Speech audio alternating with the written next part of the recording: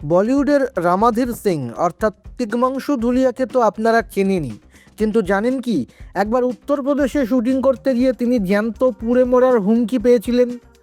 আজ শোনাবো পরিচালক তিগ্মাংশু ধুলিয়ার জীবনের সেই রুদ্ধশ্বাস গল্প, যেখানে তার রক্ষাকর্তা হয়ে দাঁড়িয়েছিলেন জয়া বচ্চন। 2003 সালে নিজের শহর এলাহাবাদে হাসিল ছবির শুটিং করতে গিয়েছিলেন তিগ্মাংশু। ছবির বিষয় ছিল ছাত্র রাজনীতি, কিন্তু বাস্তবের রাজনীতি যে সিনেমার চেয়েও ভয়ঙ্কর হবে তা তিনি ভাবেননি। হঠাৎই 20-25 জন লোক তার উপর চড়াও হয়। পরিস্থিতি এতটাই খারাপ হয়েছিল যে তাকে জ্যান্ত জ্বালিয়ে দেওয়া এবং গাধার পিঠে চড়িয়ে ঘোরানোর হুমকি দেওয়া হয়। প্রাণ ভয়ে কান্নাকাটি শুরু করেছিলেন পরিচালক। ঠিক সেই সময়ে ত্রাতা হয়ে আসেন জয়া বচ্চন। তিনি সমাজবাদী পার্টির নেতা অমর সিংকে ফোন করে পুরো বিষয়টি সামলান এবং তিগ্মাংশুকে উদ্ধার করেন। আজও সেই ঘটনার কথা মনে করে জয়া বচ্চনের প্রতি কৃতজ্ঞতা জানিয়েছেন তিগ্মাংশু ধুলিয়া।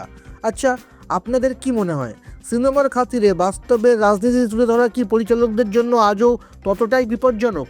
কমেন্ট করুন এবং সিনে দুনিয়ার আরও আপডেট পেতে সাবস্ক্রাইব করুন এই চ্যানেল। আপনার নিজের জন্য বা নিজের ব্যবসার জন্য পার্সোনাল বা বিজনেস ওয়েবসাইট তৈরি করতে চান, অথবা তৈরি করতে চান আধুনিক মোবাইল অ্যাপ, কোথায় যোগাযোগ করবেন, কিভাবে শুরু করবেন বুঝতে পারছেন না?